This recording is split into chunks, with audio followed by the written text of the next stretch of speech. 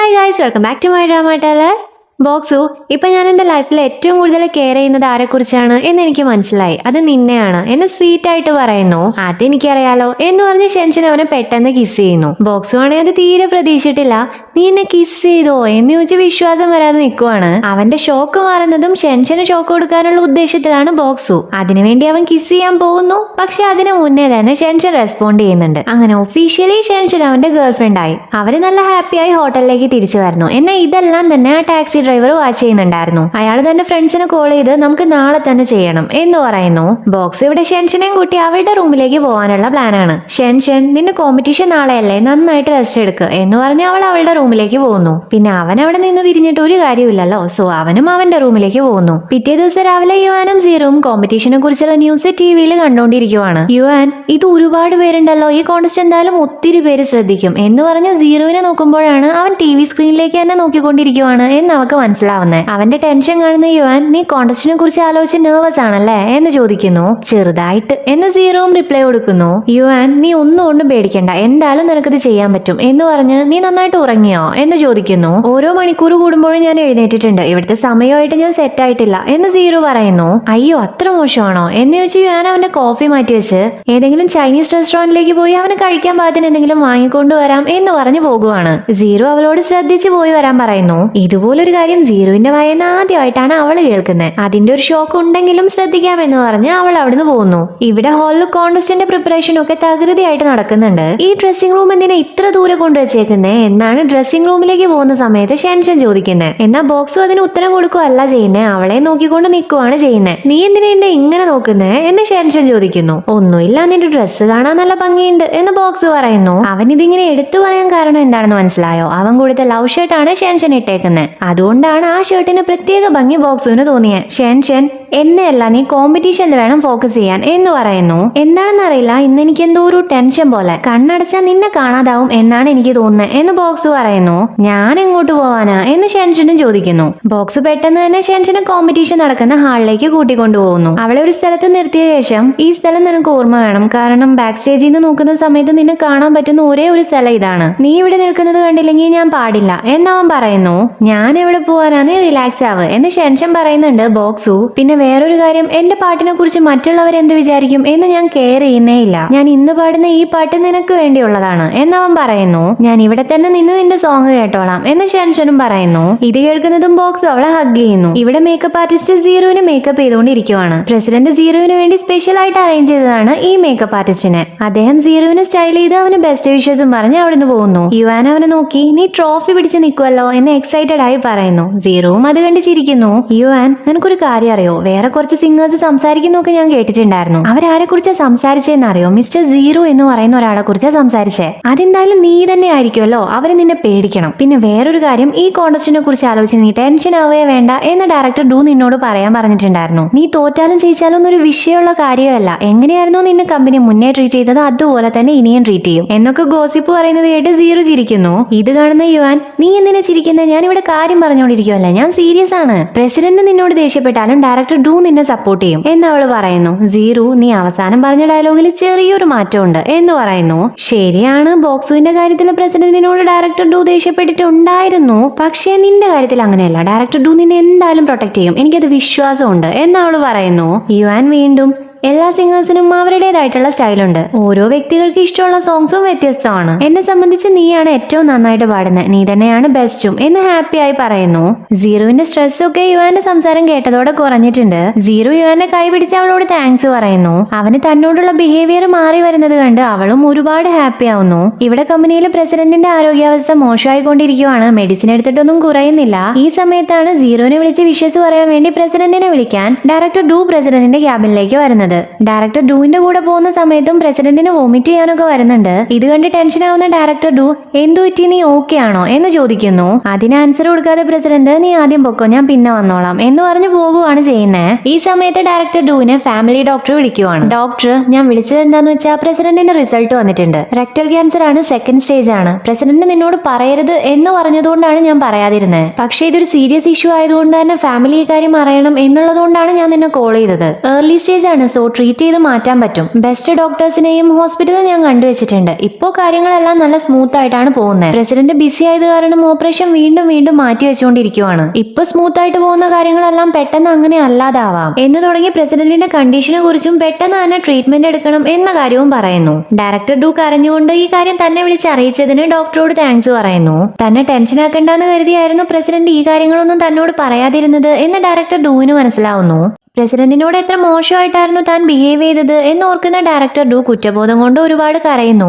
ഇപ്പൊ ഹാളിലേക്ക് പ്രസിഡന്റ് വരുന്നതും ഡയറക്ടർ യു എനിക്കൊരു കാര്യം പറയാനുണ്ടായിരുന്നു. മാനേജർ സന്ന നമ്മുടെ കമ്പനിക്ക് ഇനി വേണ്ട, അതുകൊണ്ട് ഞാൻ അവളെ ഫയർ ചെയ്തിട്ടുണ്ട്. അവള് കൈക്കൂലി വാങ്ങുന്നതായിട്ട് എനിക്ക് റിപ്പോർട്ട് കിട്ടിയിട്ടുണ്ട്. ഒരുപാട് കാലമായിട്ട് അവൾ ഇത് ചെയ്തുകൊണ്ടിരിക്കുന്നതുമാണ്. ഈ കാര്യം ഞാൻ അറിഞ്ഞതും ആ പണം എല്ലാം തിരിച്ചു കൊടുക്കാൻ ഞാൻ അവളോട് പറഞ്ഞിട്ടുണ്ടായിരുന്നു. അവള് കൈക്കൂലി വാങ്ങുന്ന കാര്യം നിങ്ങൾക്കും അറിയായിരുന്നു, പക്ഷെ നിങ്ങൾ ആരും എന്നോട് സൂചിപ്പിച്ചില്ല. അവൾക്ക് വീണ്ടും വീണ്ടും ചാൻസ് കൊടുത്തിട്ടും ഇത് എത്ര സീരിയസ് ആയിട്ടുള്ള പ്രോബ്ലം ആണ് എന്ന് അവള് മനസ്സിലാക്കുന്ന പോലുമില്ല. ഞങ്ങൾ റിലേറ്റീവ്സ് ആണ്, ഞാൻ അവളുടെ കസിൻ ആണ് എന്ന് കരുതി അവൾക്ക് തോന്നുന്ന എല്ലാ കാര്യങ്ങളും ചെയ്യാൻ ഞാൻ അവളെ സമ്മതിക്കില്ല. അവളെ റെക്കമെൻഡ് ചെയ്തത് ഞാനായതുകൊണ്ട് തന്നെ ആ റെസ്പോൺസിബിലിറ്റി ഞാനും ഏറ്റെടുക്കണം. സോ ഞാൻ റിസൈൻ ചെയ്യാൻ പോവാണ് എന്ന് പറയുന്നു. പ്രസിഡന്റ്, നീ അതിന് തെറ്റൊന്നും ചെയ്തിട്ടില്ലല്ലോ. അവളെ നേർവഴിക്ക് കൊണ്ടുവരാനാണ് നീ ശ്രമിച്ചത്, അതുകൊണ്ട് നീ റിസൈൻ ചെയ്യേണ്ട കാര്യമില്ല എന്ന് പറയുന്നു. ഡയറക്ടർ ഞാൻ നിന്നോടൊരു കാര്യം പറയാം. നീ ആരെ വേണേലും ഫയർ ചെയ്തോ, എനിക്ക് ഒരു പ്രശ്നവും ഇല്ല. നീ റിസൈൻ ചെയ്താൽ ഞാനും റിസൈൻ ചെയ്യും എന്ന് പറഞ്ഞ് പ്രസിഡന്റിനോട് ഇവളുടെ റെസിഗ്നേഷൻ ആക്സെപ്റ്റ് ചെയ്ത എന്നെയും ഫയർ ചെയ്തേക്ക് എന്ന് പറയുന്നു. പ്രസിഡന്റ് ആണെങ്കിൽ ഇതൊക്കെ കണ്ട് കിളി പോയിരിക്കുവാണ്. അവരോട് രണ്ടുപേരോടും കൂളായിട്ടിരിക്കാനാണ് പ്രസിഡന്റ് പറയുന്നത്. ഇപ്പൊ അവര് സീറുവിനെ കോൾ ചെയ്യുന്നു. ഡയറക്ടർ ഡൂവും അങ്ങോട്ട് വരുന്നു.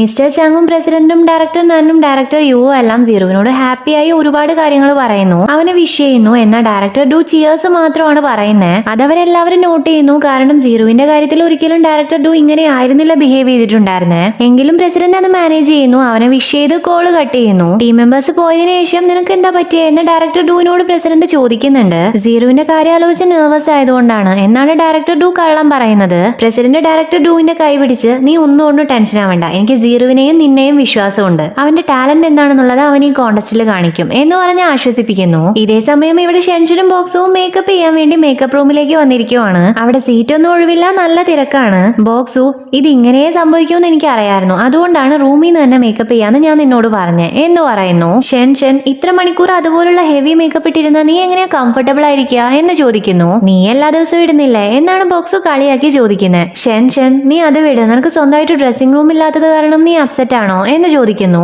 ബോക്സു, ഒരിക്കലുമില്ല. കാരണം എന്താണെന്നറിയോ, ഇവിടെ ഇരിക്കുന്ന എല്ലാവരെക്കാളും എന്റെ സോങ് ആണ് അടിപൊളിയായിട്ടുള്ളത് എന്ന് അലറിക്കൊണ്ട് പറയുവാണ്. സോ അവിടെ ഇരിക്കുന്ന എല്ലാവരും അവന് നോക്കുന്നു. ഷെൻ അവരോട് സോറി പറയുന്നു. ബോക്സു ആണെങ്കിൽ ഒന്നുമില്ല, എന്റെ സോങ് ആണ് ബെറ്റർ എന്ന് പറഞ്ഞതാ എന്നാണ് അവരോട് പറയുന്നത്. ഷെൻ ഇവർക്കാർക്കും ചൈനീസ് അറിയില്ല എന്നുള്ള ധൈര്യത്തിലല്ലേ നീ ഇപ്പൊ ഈ പറഞ്ഞുകൊണ്ടിരിക്കുന്നേ എന്ന് ചോദിക്കുന്നു. നീ നോക്കിക്കോ, ഈ കോൺടെസ്റ്റ് കഴിയുന്നതോടുകൂടെ ചൈനീസ് മ്യൂസിക് എന്താണ്, സി പോപ്പ് എന്താണെന്നുള്ളത് ഞാൻ ഇവർക്കൊക്കെ കാണിച്ചു കൊടുക്കും എന്നവൻ പറയുന്നു. പക്ഷേ സീറോ എന്ന പേരുള്ള വേറൊരു ചൈനീസ് സിംഗർ കൂടെ ഈ കോൺടെസ്റ്റിൽ പങ്കെടുക്കുന്നുണ്ട് എന്ന് പറഞ്ഞ ഷെൻഷൻ അവന്റെ ഓവർ കോൺഫിഡൻസ് തല്ലിക്കെടുത്തുവാണ് ചെയ്യുന്നത്. ബോക്സു, ഞാൻ എന്തിനാ ചൈനയിൽ നിന്ന് ഫ്ലൈറ്റും പിടിച്ച് ഇങ്ങോട്ടേക്ക് വന്നതെന്നറിയോ? അവനെ തോപ്പിക്കാൻ വേണ്ടിയിട്ടാണ്. ആരോട് തോറ്റാലും ഞാൻ അവനോട് തോക്കില്ല. പിന്നെ നീ എന്തിനാ അവന്റെ പേര് ഇങ്ങനെ പറഞ്ഞുകൊണ്ടിരിക്കുന്നത്? അവന്റെ പേര് കേൾക്കുന്നതേ എനിക്ക് അലർജിയാ.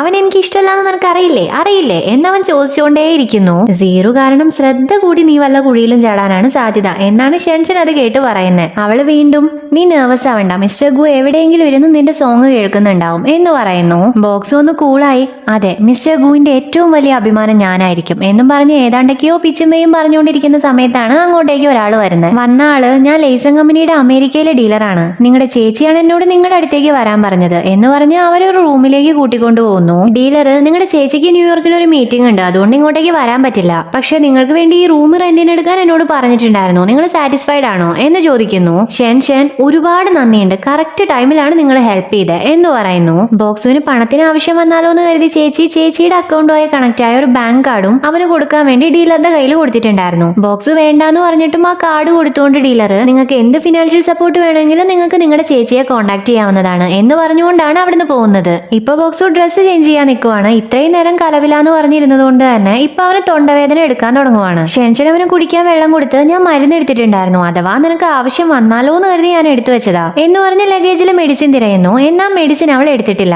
ഇനി ഞാൻ ഫ്രിഡ്ജിൽ തന്നെ വെച്ചിട്ടുണ്ടാവോ, ഞാൻ പോയി അത് എടുത്തിട്ട് വരാം എന്ന് ഷെൻഷൻ പറയുന്നു. കോമ്പറ്റീഷൻ സ്റ്റാർട്ട് ചെയ്യാനായതുകൊണ്ട് തന്നെ ബോക്സു അതിന് സമ്മതിക്കുന്നില്ല. ഷെൻഷൻ, നിന്റെ പെർഫോമൻസ് വരുന്നത് കോൺടെസ്റ്റിന്റെ അവസാനമാണ്, സോ മരുന്നെടുത്ത് തിരിച്ചു വരാനുള്ള ടൈമുണ്ട്. ഞാൻ ടാക്സിയിൽ പോയി പെട്ടെന്ന് തന്നെ തിരിച്ചു വരാം, അതുവരെ നീ ഒന്നും സംസാരിക്കരുത് എന്ന് പറഞ്ഞ് അവിടുന്ന് പോകുന്നു. ഷെൻഷനൊരു സീറുവിന് ടാക്സി വിളിച്ച് പെട്ടെന്ന് തന്നെ ഹോട്ടലിലേക്ക് വരുന്നു. ഈ സമയത്ത് അവളെ ഫോളോ ചെയ്തു വന്ന ടാക്സി ഡ്രൈവറും ഹോട്ടലിന്റെ പുറത്ത് അവൾക്ക് വേണ്ടി വെയിറ്റ് ചെയ്യുന്നു. അവള് പെട്ടെന്ന് തന്നെ മരുന്നെടുത്ത് തിരിച്ചു വരുന്നു. ടാക്സിക്ക് വേണ്ടി വെയിറ്റ് ചെയ്യുവാണ് എന്ന് കാണുന്നതും ആ ചാൻസ് മിസ് ചെയ്ത് കളയാതെ ടാക്സി ഡ്രൈവർ അവളുടെ അടുത്തേക്ക് പോകുന്നു. അവൾക്ക് അയാൾ ഓർമ്മ വരുന്നു. ഡൗട്ടൊന്നും തോന്നാത്തത് കൊണ്ട് തന്നെ അവൾ ടാക്സിയിലേക്ക് കയറുകയും ചെയ്യുന്നു. അവള് കോണ്ടസ്റ്റ് നടക്കുന്ന സ്റ്റേഡിയത്തിലേക്ക് പെട്ടെന്ന് തന്നെ പോകാൻ പറയുന്നു. അത് നിന്റെ ബോയ് ഫ്രണ്ട് ആയിരുന്നോ? അവന് നിന്നെ ഒരുപാട് ഇഷ്ടമാണെന്ന് തോന്നുന്നുണ്ടല്ലോ എന്ന് ടാക്സി ഡ്രൈവർ പറയുന്നു. ഷെൻഷൻ അതേന്ന് പറഞ്ഞ് ഇന്ന് അവൻ പാടാൻ പോകുന്ന പാട്ട് എനിക്ക് വേണ്ടി എഴുതിയതാ എന്ന് പറയുന്നു. ഇവിടെ ബോക്സ് ഡ്രസ്സ് ചേഞ്ച് ചെയ്ത് കഴിഞ്ഞിട്ടുണ്ട്. നന്നായിട്ട് തൊണ്ടവേദനയും ഉണ്ട്. അവന്റെ പെർഫോമൻസ് സ്റ്റാർട്ട് ചെയ്യാനായിട്ടുണ്ട്. സോ ഒരു സ്റ്റാഫ് അങ്ങോട്ട് വന്ന് ബാക്ക് സ്റ്റേജിലേക്ക് വരാൻ പറയുന്നു. ഇവിടെ ടാക്സി ഡ്രൈവർ ഷെൻഷനോട് എന്റെ ഫോൺ സ്വിച്ച് ഓഫ് ആയി, എന്റെ വൈഫിനെ കോൾ ചെയ്യാൻ വേണ്ടിയിട്ടായിരുന്നു, തന്റെ ഫോൺ ഒന്ന് തരുമോ എന്ന് ചോദിക്കുന്നു. ഷെൻഷൻ ഓ അതിനെന്താ നമ്പർ പറ എന്ന് പറയുന്നു. അയാളെ നമ്പർ പറയുന്നു. ഷെൻഷൻ അത് ഡയൽ ചെയ്ത് ഫോൺ ടാക്സി ഡ്രൈവറിന് കൊടുക്കുന്നു. അവരുടെ ഭാഷയിൽ ടാക്സി ഡ്രൈവർ അവളെ കിട്ടിയിട്ടുണ്ട് എന്ന് പറഞ്ഞ് ഫോൺ അയാളുടെ പോക്കറ്റിൽ ഇടുവാണ് ചെയ്യുന്നത്. ഷെൻഷനെ കിഡ്നാപ്പ് ചെയ്യുക എന്നതായിരുന്നു ടാക്സി ഡ്രൈവറുടെയും ഫ്രണ്ട്സിന്റെയും പ്ലാനിലെ ഫസ്റ്റ് സ്റ്റെപ്പ്. അതെന്തായാലും സക്സസ്ഫുൾ ആയിട്ട് കംപ്ലീറ്റ് ആവുന്നു. ഇവിടെ കോണ്ടസ്റ്റ് തുടങ്ങിയിട്ടുണ്ട്. ബോക്സ് ബാക്ക് സ്റ്റേജിലേക്ക് വരുന്നു. യുവാൻ അവനോട് ഹായ് പറയുന്നു. ബോക്സ് ആണെങ്കിൽ സീറുവിനെ കാണുന്നതും നിന്നെ കാണാൻ അടിപൊളിയായിട്ടുണ്ടല്ലോ എന്ന് പറയുന്നു. നിന്നെയും കാണാൻ കൊള്ളാം എന്ന് സീറുവും പറയുന്നു. ബോക്സു അതിവിടെ വിഷയമുള്ള കാര്യമൊന്നുമല്ല, എന്റെ സോങ് ആണ് നിന്റെ സോങ്ങിനേക്കാൾ ബെറ്റർ എന്നാണ് റിപ്ലൈ കൊടുക്കുന്നത്. എന്റെ സോങ്ങും ബെറ്റർ ആണ് എന്ന് സീറുവും പറയുന്നു. അവര് തമ്മിൽ അടി നടക്കാനുള്ള സാധ്യത കാണുന്നത് കൊണ്ട് തന്നെ യുവാൻ വിഷയം മാറ്റാൻ വേണ്ടി ഷെൻഷൻ എവിടെ എന്ന് ചോദിക്കുന്നു. അവളിപ്പോ വരും എന്ന് പറഞ്ഞ് ബോക്സു ഷെൻഷനോട് നിൽക്കാൻ പറഞ്ഞൊരു സ്ഥലം ഉണ്ടായിരുന്നില്ലേ, അവിടെ അവൾ ഉണ്ടോന്ന് നോക്കുവാണ്. എന്നാ അവളെ അവിടെ കാണാനില്ല. സോ അവൻ പെട്ടെന്ന് തന്നെ അവളെ കോൾ ചെയ്ത് നോക്കുന്നു. എന്നാ ഒരു റെസ്പോൺസും ഇല്ല. ഇത് കണ്ട് യുവാൻ ഇങ്ങനെ വരാൻ വഴിയില്ലല്ലോ, ഇത്ര ഇമ്പോർട്ടന്റ് ആയിട്ടുള്ള കാര്യം അവൾ ഒരിക്കലും ഒഴിവാക്കില്ല എന്ന് പറയുന്നു. സീറുവിനും അത് സ്ട്രേഞ്ച് ആയിട്ട് തോന്നുന്നു. ഷെൻഷന് കോൾ ചെയ്ത് കിട്ടുന്നില്ല എന്ന് കാണുന്നതും ബോക്സ് അവിടുന്ന് പോകുവാണ്. നിന്റെ ടേൺ ആവാനായി എന്ന് യുവാൻ പറയുന്നുണ്ട്. എന്നാ അവനത് കേൾക്കുന്നില്ല. ഷെൻഷനെ തിരഞ്ഞ സ്റ്റേഡിയത്തിലൂടെ നടക്കുവാണ് ബോക്സു. ഈ സമയത്ത് ഒരു കുട്ടി അവന്റെ അടുത്തേക്ക് വന്ന് ഇത് നിങ്ങൾക്ക് ഒരാൾ തരാൻ പറഞ്ഞു എന്ന് പറഞ്ഞൊരു ഫോൺ ബോക്സുവിന് കൊടുക്കുന്നു. ആ ഫോൺ ഷെൻഷന്റെ ഫോണാണ്. ബോക്സ് കോൾ അറ്റൻഡ് ചെയ്യുന്നതും ടാക്സി ഡ്രൈവർ ഇത് ബോക്സു അല്ല, നിന്റെ ഗേൾ ഫ്രണ്ട് ഇവിടെ ഉണ്ട്, നിനക്ക് അവളെ കാണണമെന്നാണെങ്കിൽ ഞാൻ പറയുന്ന കാര്യങ്ങളെല്ലാം നീ ചെയ്യേണ്ടി വരും എന്ന് പറയുന്നു. ഷെൻഷനെ കെട്ടിയിട്ടിരിക്കുവാണ്. ഇൻസുലേഷൻ ടാപ്പ് മാറ്റുന്നതും അവള് നീ ഇങ്ങോട്ടേക്ക് വരണ്ട, പോലീസിനെ വിളിക്കുക എന്നാണ് പറയുന്നത്. അവളുടെ സൗണ്ട് കേൾക്കുന്നതും അവൻ ആകെ ടെൻഷൻ ആയിക്കൊണ്ട് ടാക്സി ഡ്രൈവറോട് നീ ആരാന്ന് ചോദിക്കുന്നു. ഞാൻ ആരാണെന്നുള്ളത് അവിടെ നിൽക്കട്ടെ, ഈ വിവരം പോലീസിനെ അറിയിച്ചാൽ നിനക്ക് പിന്നെ ഇനി ഇവളെ കാണാൻ പറ്റില്ല. ഇപ്പൊ നീ സ്റ്റേഡിയത്തിന്റെ പുറകിലുള്ള ബാക്ക് ഡോറിലൂടെ വാ, ഞാൻ നിന്നെ കോൺടാക്ട് ചെയ്തോളാം എന്നാണ് ടാക്സി ഡ്രൈവർ പറയുന്നത്. ഈ സമയത്ത് ബാക്ക് സ്റ്റേജിലേക്ക് വന്ന് സ്റ്റാഫ് ബോക്സുവിനെ സ്റ്റേജിലേക്ക് കയറാൻ വേണ്ടി വിളിക്കുന്നുണ്ട്. അതായത് അവന്റെ പേര് വിളിക്കുന്നുണ്ട്. എന്നാൽ അവൻ അവിടെ ഇല്ല. ഇത്ര ഇമ്പോർട്ടന്റ് ആയിട്ടുള്ള ഒരു കോൺടെസ്റ്റിൽ പങ്കെടുക്കാതെ അവൻ പോയത് കണ്ട് അവിടെ ഉള്ളവർക്കെല്ലാം അത്ഭുതമാണ്. എന്നാൽ യുവാനും സീറുവിനും ആണെങ്കിൽ അത് സ്ട്രേഞ്ച് ആയിട്ടാണ് തോന്നുന്നത്. ഇവിടെ സ്റ്റേഡിയത്തിന്റെ പുറത്തേക്ക് വരുന്ന ബോക്സു ടാക്സി ഡ്രൈവർ കൊടുക്കുന്ന ഇൻസ്ട്രക്ഷൻ അനുസരിച്ചാണ് പോകുന്നത്. അയാൾ ബോക്സുവിനെ ഡ്രൈവ് ചെയ്ത് വരാൻ വേണ്ടി ഒരു കാർ അവിടെ അറേഞ്ച് ചെയ്ത് വെച്ചിട്ടുണ്ട്. അവൻ പെട്ടെന്ന് തന്നെ അതിലേക്ക് കയറി ഡ്രൈവ് ചെയ്യുന്നു. അവൻ വന്നുകൊണ്ടിരിക്കുന്ന സ്പീഡ് കാണുന്ന ടാക്സി ഡ്രൈവർ നീ നന്നായിട്ട് ഡ്രൈവ് ചെയ്യുന്നുണ്ടല്ലോ എന്നാണ് പറയുന്നത്. ബോക്സു നിങ്ങൾക്ക് എന്താ വേണ്ടേ എന്ന് ചോദിക്കുന്നു. അത് സിമ്പിൾ ആണ്, $3 മില്യൺ വേണം. ഞങ്ങൾ നിന്നെ കുറിച്ച് അന്വേഷിച്ചിട്ടുണ്ടായിരുന്നു. ഈ ഒരു തുക നിന്നെ സംബന്ധിച്ച ഒരു വിഷയമേ അല്ല, ഞങ്ങൾക്ക് പണം മാത്രം മതി എന്ന് ടാക്സി ഡ്രൈവർ പറയുന്നു. ബോക്സു ഓക്കെ ഒരു കുഴപ്പമില്ല, നിങ്ങൾ ചോദിക്കുന്നത് എന്താന്ന് വെച്ചാൽ ഞാൻ തരാം, അവളെ ഹേർട്ട് ചെയ്യരുത് എന്ന് പറയുന്നു. ഇവിടെ സീറുവിന്റെ ടേൺ ആയിട്ടുണ്ട് കേട്ടോ. അവൻ സ്റ്റേജിലേക്ക് കയറുന്നു. അതേ കോൺടെസ്റ്റിൽ പങ്കെടുക്കേണ്ടിയിരുന്ന ബോക്സു ഏകദേശം ടാക്സി ഡ്രൈവർ പറഞ്ഞ സ്ഥലത്തേക്ക് എത്താറായിട്ടുണ്ട്. ഷെൻഷൻ സേഫ് ആണോ എന്ന് അറിയാൻ വേണ്ടി അവളെ കാണിച്ചു തരാനും അവളുടെ വോയിസ് കേൾപ്പിച്ചു തരാനും ഒക്കെ ബോക്സു ഒത്തിരി തവണ പറയുന്നുണ്ട്. എന്നാൽ ടാക്സി ഡ്രൈവർ പണം തരാനും പറഞ്ഞ സ്ഥലത്തേക്ക് വരാനുമാണ് പറയുന്നത്. അവൻ മാക്സിമം സ്പീഡിൽ ഡ്രൈവ് ചെയ്യുന്നുണ്ട്. പെട്ടെന്ന് തന്നെ അവൻ ചേച്ചിയെയും വിളിക്കുന്നു. ബോക്സു ഇന്ന് നീ രാവിലെ തന്ന കാർഡിലേക്ക് ഒരു $3 മില്യൺ സെൻഡ് ചെയ്യോ എന്ന് ചോദിക്കുന്നു. എന്തു പറ്റി നിനക്ക് എന്തിനാ ഇത്രയും പണം എന്ന് ചേച്ചി ചോദിക്കുന്നു. എന്തിനാ ഏതിനാന്നൊന്നും ഇപ്പൊ എന്നോട് ചോദിക്കല്ലേ, അതൊന്ന് സെൻഡ് ചെയ്യേ എന്നാണ് ബോക്സ് പറയുന്നത്. അവന്റെ വോയിസിലെ വ്യത്യാസം കണ്ട് ചേച്ചിക്കും എന്തോ പ്രശ്നം ഉണ്ടെന്ന് മനസ്സിലാവുന്നു. പണം അറേഞ്ച് ചെയ്യുകയും ചെയ്യുന്നുണ്ട്. ഇവിടെ ഇതേ സമയം സീറുവിന്റെ പെർഫോമൻസ് കഴിഞ്ഞിട്ടുണ്ട്. അവൻ ആദ്യമേ പറഞ്ഞിരുന്നത് പോലെ തന്നെ ആ ഒരു ചൈനീസ് സോങ് അവിടെ ഇരിക്കുന്ന എല്ലാവർക്കും ഇഷ്ടാവുന്നു. തിരിച്ചു വരുന്ന സീറുവിനോട് യുവാൻ നല്ല രസം ഉണ്ടായിരുന്നു, അടിപൊളിയായിരുന്നു കേൾക്കാൻ എന്ന് പറയുന്നു. സീറുവും ഒരുപാട് ഹാപ്പി ആവുന്നു. പിന്നീട് ബോക്സുവിടെ അവൻ ഇപ്പോഴും തിരിച്ചു വന്നില്ലേ എന്ന് ചോദിക്കുന്നു. അവനെ ഞാൻ കണ്ടിട്ടില്ല, ഷെൻഷനെയും കണ്ടില്ല എന്ന് യുവാനും ഉത്തരം കൊടുക്കുന്നു. ഇവിടെ ബോക്സു ആ സ്ഥലത്തേക്ക് വന്ന് ഷെൻഷന്റെ പേര് വിളിച്ചുകൊണ്ട് ഞാൻ ഇവിടെ എത്തിയിട്ടുണ്ട് എന്ന് ഉറക്കെ വിളിച്ചു പറയുന്നു. ഇതോടുകൂടെ എപ്പിസോഡ് ഇവിടെ തീരുന്നു. അപ്പൊ വീഡിയോ ഇഷ്ടപ്പെട്ടിട്ടുണ്ടെങ്കിൽ ലൈക്ക് ചെയ്യുക, കമന്റ് ചെയ്യുക, സബ്സ്ക്രൈബ് ചെയ്യുക.